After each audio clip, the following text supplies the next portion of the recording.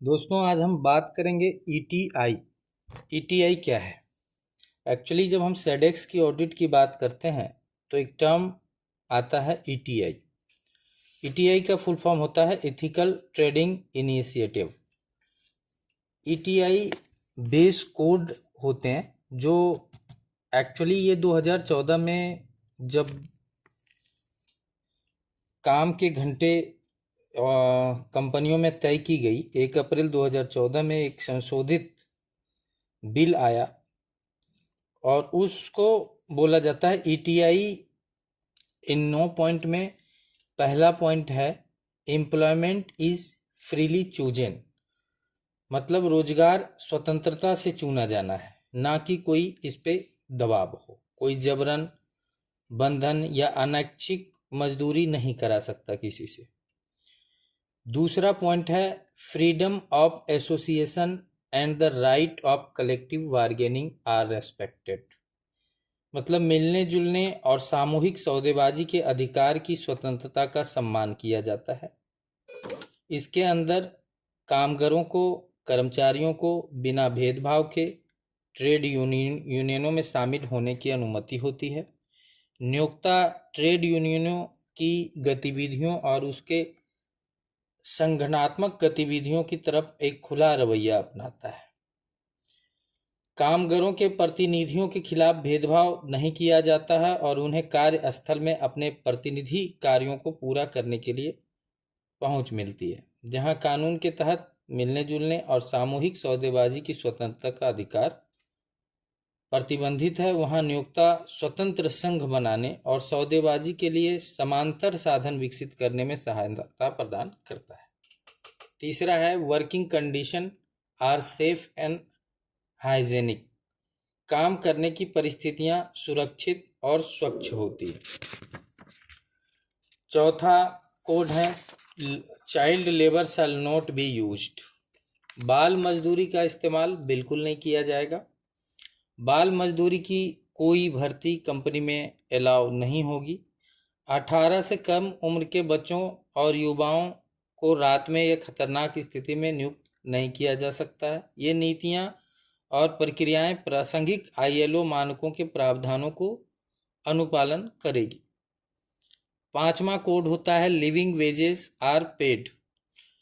इसका मतलब है कि जीवन निर्वाह के पर्याप्त वेतन दिया जाता है। एक तो मिनिमम वेजेस एक्ट है ही, मिनिमम वेजेस एक्ट के अलावा भी अगर आपको उस शहर, उस सिटी में लगता है कि ये जीवन निर्वाह के लिए मिनिमम वेजेस पर्याप्त नहीं है, तो आप उससे एक सर्वे के अकॉर्डिंग लिविंग वेजेस ही पे करेंगे जो मिनिमम वेजेस से अधिक हो सकता है।